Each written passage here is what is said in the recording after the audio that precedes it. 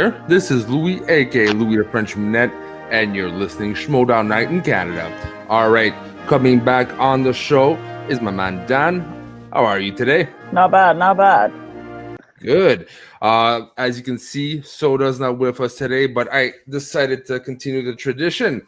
Alright, so and we obviously got my man Dave, but in the background, in his little cave, making sure that this show won't crash and burn. All right, so look, let's get right into it.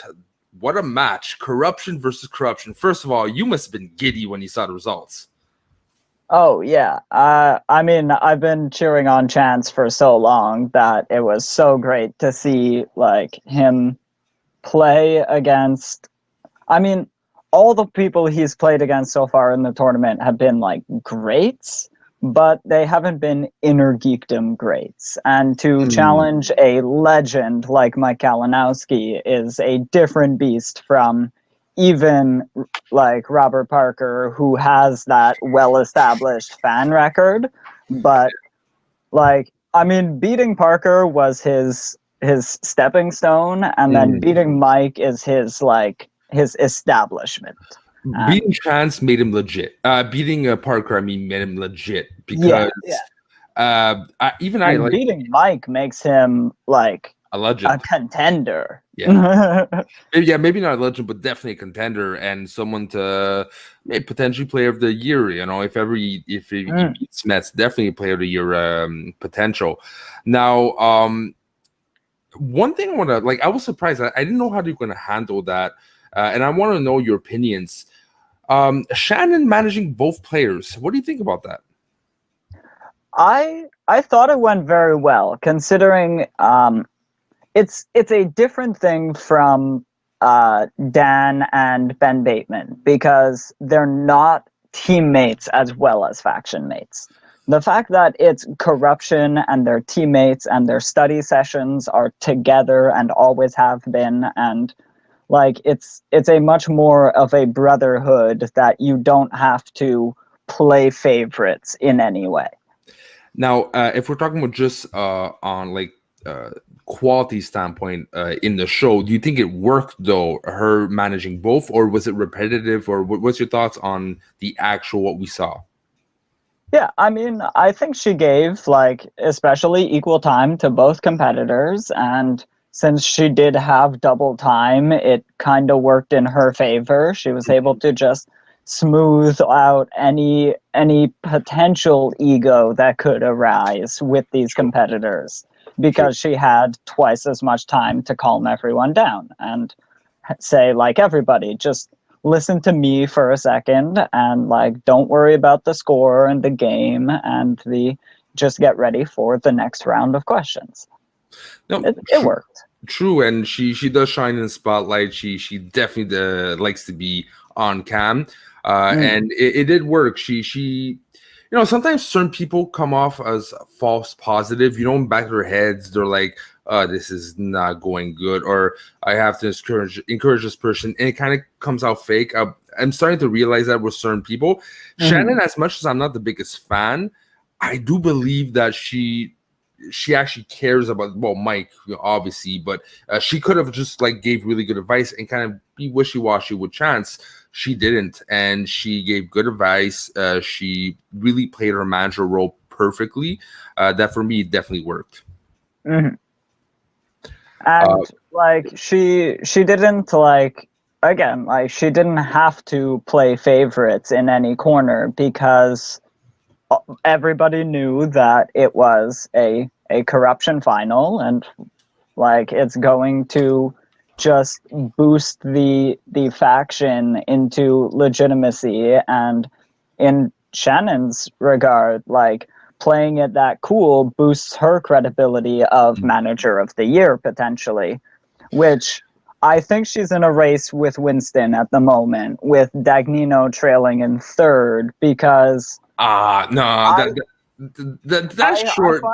I find he really dropped the ball with his Emily Rose matches, and he has been a good manager for the four best competitors in the league, and the Barbarian, who like doesn't need a manager. He's amazing, and like it's easy to look like the best manager in the game when you have the best players in the game, but to coach different amounts of players through different matches, it shows a versatility in Shannon and Winston that I don't see in Dagnino as much. Okay, look, I kind of agree on that, except the fact that Shannon is, because it's a new thing, it's fresh on memories, and she escalated very fast. She was in the bottom, and she, exploded because of IG. Having two people in the final will do that to you. But at the same time, there's a reason why Dagnino has the player he has. He's a continuing legacy that he, managed in draft to get almost the top 4 players right off the bat, and then finding Barbarian, that in itself is a gold nugget. So for me, it's not just how he does in the current standings, but also the way he drafted, his philosophy of his team works, because as much as we all want to bash him sometimes, he's in the top. He's not like slowly going on the top. He was on the top since the beginning. He's still on the top. So he's still in contention. For me, Korruption, Shannon is third. If she wins the belt and then probably defends it once with her faction, then yeah, maybe she's going to go with over Dagnino. But right now, top 3. Yeah, and I mean, I do have to take into account as well the managing we've seen on screen in matches. Like Tom, by holding all of his cards to his chest, he's not revealing his managerial skills in matches. And like we can only go on what we've been shown. And in matches, those two, Winston and Shannon, do a very great job like coaching their players and like really helping them make the right decision in the match. Which, like Tom, has led his players to make some very, very off decisions in Emily Rose's case. Yeah, I know, true, and and no one's been perfect except like Winston. I can't remember a bad decision Winston has done it. What are the chances that Winston actually goes beyond belief, like top 1? What would Winston have to do? Well, I mean, he can definitely he's in a position to win Manager of the Year without winning the faction war at the end of it. But right. He's in a great position to win the faction war. Winston didn't start with a team. He actually didn't even get to draft one of the top 5 teams. He got Pauluyama, and then he got Lon Harris later, and he put them together, and he made his number 1 team. He drafted Ace Cabrera 10th overall, who won the Star Wars tournament and could be the Star Wars champion at the end of the year. Alex Damon has admitted to not knowing some of his questions. And by the way, if you haven't seen yet, we do have Norton consultations with Ace not too long ago, so go check that out. One thing I realized, and we talked about it after the interview, is if I'm not mistaken, originally there was supposed to be one more team, right? So technically, there's only supposed to be 9 people in a faction. So if that wouldn't have happened, Ace would have not have been drafted, and his Cinderella story would have never happened. Anyways, we digress. We're going back to Although in that case, like free agency came right as the Star Wars tournament was announced, and that's when Molly Damon was picked up. Ace Cabrera might have been picked up by a faction who didn't have a Star Wars competitor. True. It might have worked out. But the perfect match of Winston and Ace, I think that's what made Ace, right? So it probably wouldn't have been the same thing. All right, so let's go back to the Chance and KO match. All right. So okay, well, let's start with round 1. Was there anything that popped up to you for you, something that really either surprised or you took notice? I mean, it was a pretty normal round 1, other than like them not scoring like perfect rounds, and like there wasn't too much to say about the round one in general. The round two and the round four specifically are the two like important rounds in this match, I find. Yeah, and yeah, for me, what was surprising for me is the fact that you said it, they didn't go perfect. I was Mhm. expecting KO to be a bit more sharp in round one. What I was really not expecting, and this is no disrespect with Chance, is just how Mike is that good. I was not expecting the Chance to have the lead. For me, that stood out. And Chance has always been stoic, but right now it shows in his game that he's sharper than ever, and Ye- it kind of shows in his Yes. confidence the way he answers it. Before he was just stoic to be stoic. Now he's stoic confident, which is nice to see. Yeah. I was talking to someone earlier today actually about that and saying I thought it was going to happen last year in that singles tournament, and like when Korruption were the team champions and they like that really solidified Chance's like game and gave him the confidence to go with the skills he already had. And then like I really thought in that singles tournament last year he was going to go far, but he drafted a very bad opponent again for the second year in a row. I mean, he had no slouches in the Inner Geekdom tournament either, and this is a completely different Chance from even last year, and he came into the league already a beast and going for that team's title with Mike, and then now he's coming into his own as a singles competitor and like single division competitor. And if you think about it, and that's what I love about this year, is if you want to win a tournament, you've got to be in that league that just steps up their game so much that this is not just a fun sport. The people who win the tournaments are people who basically take this as a calling. Look at Ace and look at a Chance, right? They had not the best pasts. There was like some flukes, and they had to step it up. They had something had to switch in their minds to really go hardcore in studying and becoming a potential Mount Rushmore type player. And that's what really separates the good ones from the okay ones. Mhm. So yeah, bravo to Chance. Now, oh, give me a second. David Cedric. I have no clue what you wrote, Dave. Oh, he was going into round two, which Chance does his usual thing. He spins first.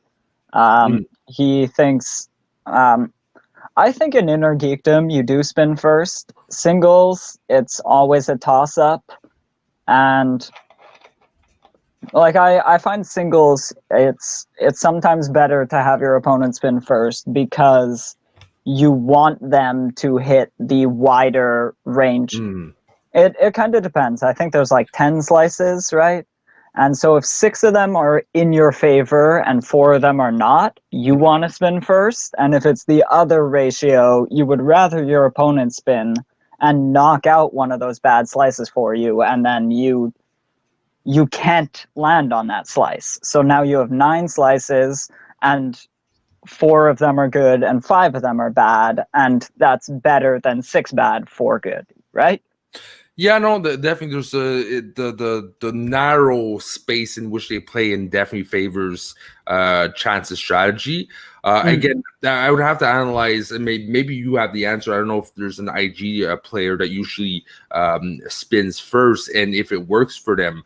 But definitely would be my strategy in my case. Now, yeah, I'm pretty sure a lot of IG players try to spin first, or like, you know, Rachel Cushing doesn't need to spin first because she doesn't it's have a Rachel weakness Cushing. on the wheel. Like whether it's She's DC or mixed bag, or apparently anyone who plays for Sam goes second. Janine and Jen Kemp both spun second, but they both also lost in round one, so that has less to do with their spins, and they were actually formidable competitors. They just had some bad luck in those rounds. No, for sure. Um, Yep. but yeah, Chance, he spun Star Trek and decides to spin away from it because apparently he knows Mike had just been studying it and he's excited about spinning Star Trek. So Chance decides to be away from that.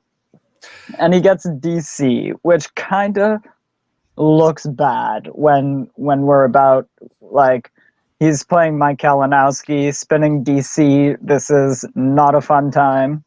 But I don't know exactly how he did. I don't have the scores at all. If I'm not mistaken, he won the multiple twice, I think. Yeah. Not I think he got did he get one stolen? I still don't know your role, Dave. Oh, he had no misses, but he had a Okay. couple multiple choice. Okay. And But yeah, but you see, and he still did good. But yeah, I can hear the internal cries when I saw the DC, and you see in Chance's brain like, oh crap, if I miss it, yeah, I'm screwed. You know, if this is the one category I don't want to have and get like TKO'd, right?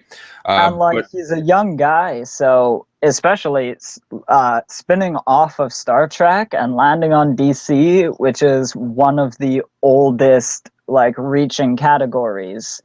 true. Star Trek and DC are, and even hitting DCEU in this instance is better than DC because at least you've seen all of those movies in the last decade. They're all from the last decade. Yeah, like the DC category is the equivalent of the 70s and 80s category in singles. You know, Yeah, it's like very there's so many like Superman questions and like movies I didn't even know were comic book movies, let alone DC movies. Like, yeah. There's it goes yeah, Supergirl, like that Supergirl question with the director. oh yeah, I I good mean, you should know that as an Inner Geekdom competitor, just because you should know the directors of all of those movies, and there is just the one Supergirl movie. It's not like it's a series of movies that you would need to try and figure out. Like, okay, this guy directed the first one, the second two and three were directed by a second guy, yeah. and there's not like so much ordering. It's just you have to know of this not very good movie. Well, not very good, but still for me it's a cheesy classic. I at least put it once a year because why not? Oh, Hello? Hello? I froze for a second. Oh, okay. I'm Wait. back. Okay. All right. For me, Supergirl is still a movie I love to pop back in well, at least once a year. Even though it's cheesy, it's still cheesy fun, right? All right. Mhm. So, yeah, that's that speed round. Question for you, Dan. Yeah. Now, let's say we get live events eventually, where Mhm. between now and like in 20 years, for all we know now, when it goes back to normal, do we go back to the old format of speed rounds, or do we keep this speed round even in studio or live? Well, I've heard that like that the higher ranked or champion will get to choose it, which seems interesting, and they'll get to choose like which style of speed round that they'd like. And yes, apparently champions will get to pick, but I maybe in a tournament setting, the higher ranked competitor going into the tournament final will also get that choice. We don't know exactly, but True. I actually really like this speed round. Mhm. The I mean, a lot of people talk about the buzzer adding a sort of athletic element into like a sort of like mental acuity kind of competition, but I don't even look at it in that sort of perspective. I just think that the this style of speed round is such a like different and fun way of asking these trivia questions. So, And I think it might be very tough in the singles division and the teams because the questions would either have to be very surface level or they would be very hard to kind of quickly come up with. And there would be more passing in that speed round than there would be in a much more focused, even though it is like a much more technical division. Yeah, but like how that match itself, like how many times did Wolverine, New Jackman play Wolverine? Is not Mm, the hardest question, but for a speed round, you're like 1, 2, 3, 4. yeah.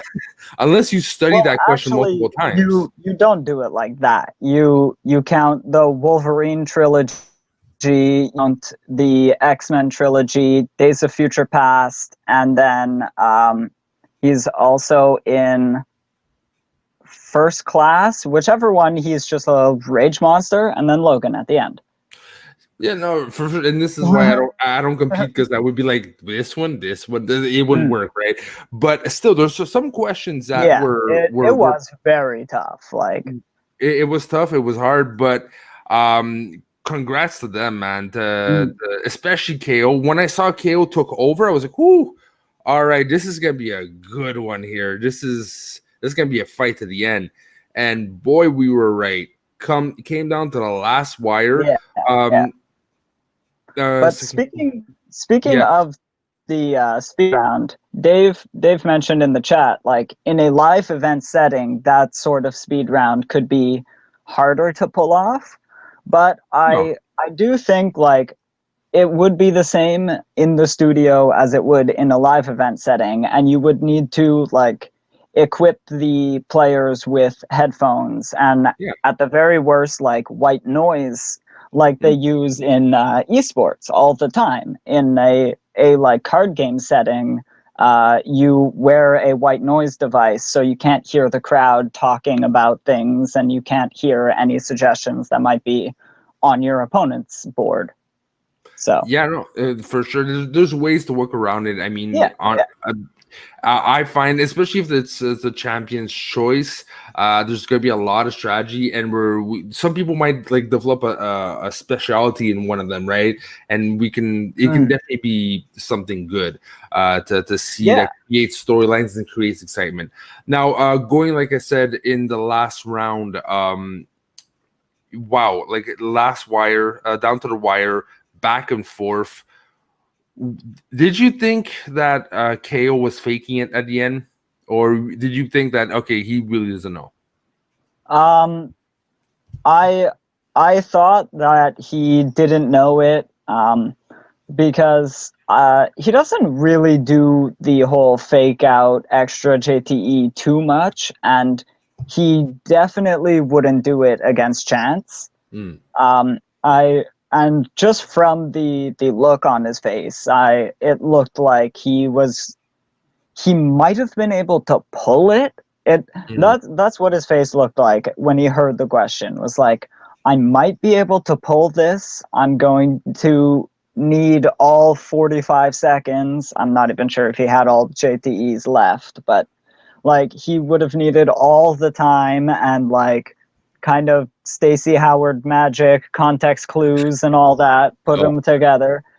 But it was a tough question, and if you don't know the answer to a 5 point question, you're not really going to deduce it that often. and you touched a point, right? It's his teammate, and uh, Mm, it kind of like something I forgot to mention, especially at the beginning, and it relates to this.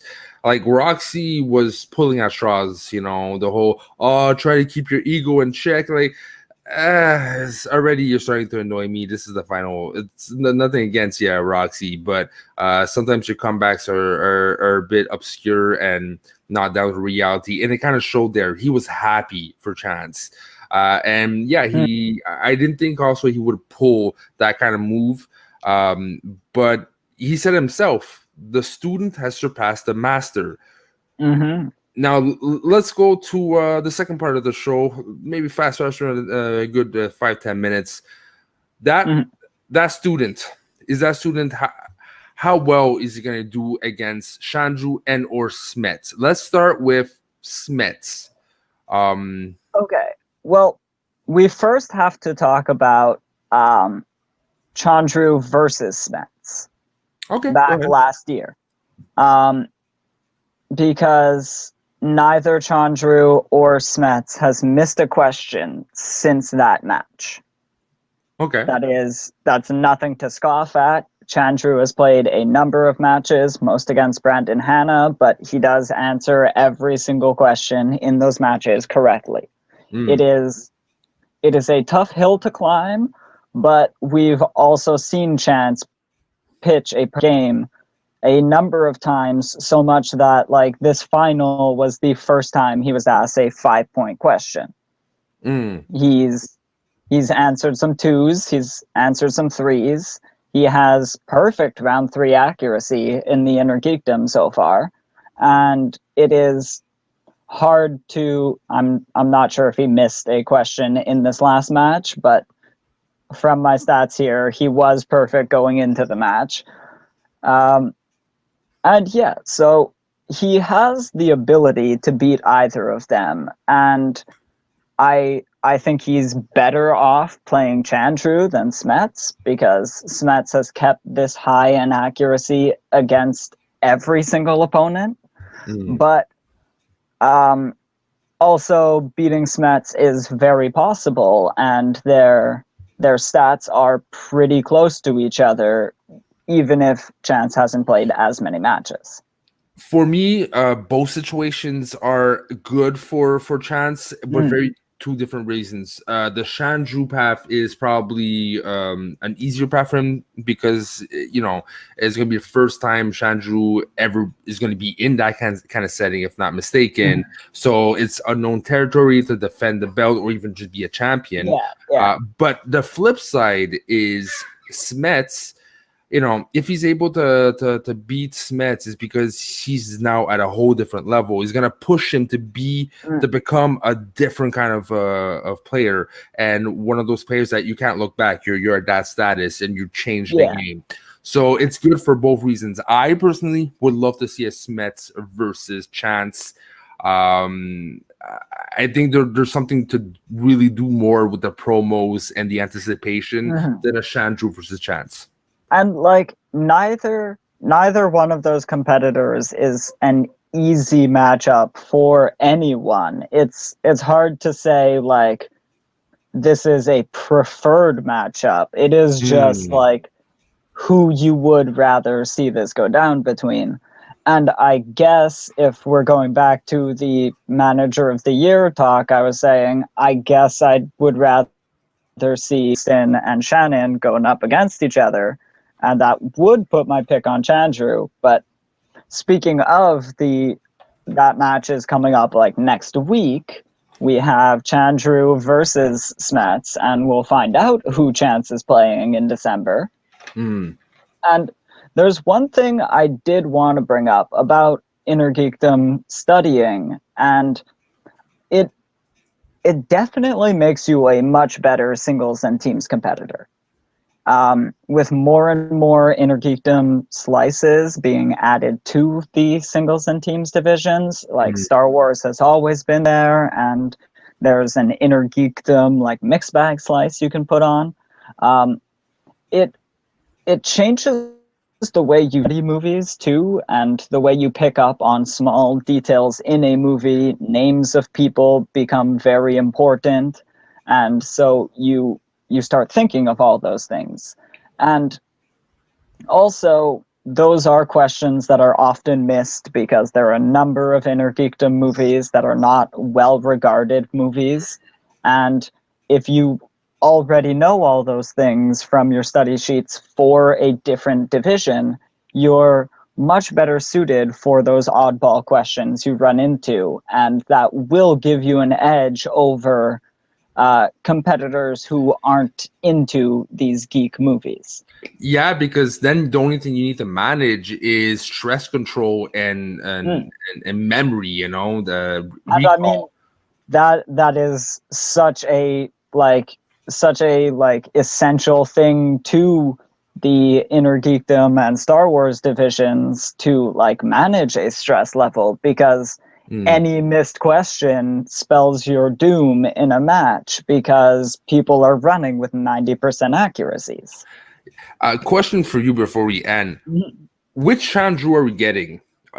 Are we getting a tweaked Chandru, like a tweener? Are we getting full heel, full face? What Chandru are we getting? Okay. I don't think that Chandru is necessarily a heel. I think you can kind of do those like trash talky moments and be a face and a hero that we look up to, because there's like a perfect example in Spider-Man, who is like one of the, and Harry Potter as well, two of the like sassiest protagonists in the world, and like you can't say that they're not faces. They are the definition of what heroism is, on top of giving crap to all the villains. Like, it depends on where the energies are directed. If he's doing snide remarks to like Brendan the Kid Meyer, it's very different from when he's doing those snide remarks to Brandon the Hitman Hannah. Like, yeah, no, I agree, and that's what's missing. I understand what Chandru was doing, but there's some fine tune. But the perfect example is his manager himself, Winston. You know, he has his moments. He's very, you don't come at him or his boys. He's gonna bite you back, but he's so lovable. There's something so charismatic. Yeah, but he is a quick wit guy. Chandru, yeah, again, he's not a bad guy, but he has to pick and choose his moments and not just go off the bat because he thinks it's gonna be. He has to understand his character. That being said, I can't wait to see if how much he fine-tuned it, or in what direction does he go, because the whole drama that happened, I personally think it could be probably the best thing that ever happened to him, because he's gonna probably have forced to reflect what he wants to do, especially if he wins the belts. He has to be It's definitely the best thing that happened to us, because that episode had a lot of views. Yes, the event that we will not talk about, it was not intention, but yeah, and it was. If you haven't seen that interview, go see it. Not just for the drama, he reveals some really interesting thing. Did you know that he's trying to be an astronaut, basically? So that we did a joke about doing Schmoedown in space. But there's a lot of things to learn about the guy. It kind of sucks he gets remembered for just certain things, but that's what I want him to push through, because there is something there. You can have that edge, and you can have the dancing part. You just have to find a way to mix it better. And like I said before, especially if he's a champion, he really has to become a persona if he wants to really thrive. All right, so look, this is pretty much the end of the episode. Look, people, if you're not subscribed yet, what you doing? Click that subscribe button. We're getting, as usual, content with Schmoedown related, either interviews or the shows. And look, we're in for a good one. There's multiple shows per week coming out. We have more interviews to come out, so don't miss a thing. Click that button. By the way, Dan, if people want to find you, where could you? Mostly just on Facebook. I'm not super active on Twitter yet, but my handle's attached here. And I'm just an admin of the Schmoes of the North Facebook page. I run some polls and some discussion posts and the fantasy leagues, which I'm hoping to start tweaking the rules and start signups for next season, maybe in a month or two, just to start it going early and see how the interest is. I'm slipping, man. Especially there's the one the dark side was doing so good, and I'm slipping. I just broke 50 points myself. Yeah, but our league, the leagues I'm in, we're not the highest. I think is 35. Anyways, it's not fantasy talk. We should do a fantasy episode soon, but we should. But I haven't really found a way to make it entertaining for people who aren't in the leagues. So we need a lot more signups, and maybe next year we'll have a show that's dedicated to that small audience. But Fuck it, we just do it for ourselves, man. See, Exactly. I need to find a way to dig myself out of that hole I'm digging myself into. All right. Yeah. Okay. So you can find me on Northern Schmoes on Twitter. If not, Louis Monette, Monette, on Facebook. All right. So thank you very much for sticking to the end. You have a beautiful day. Bye bye.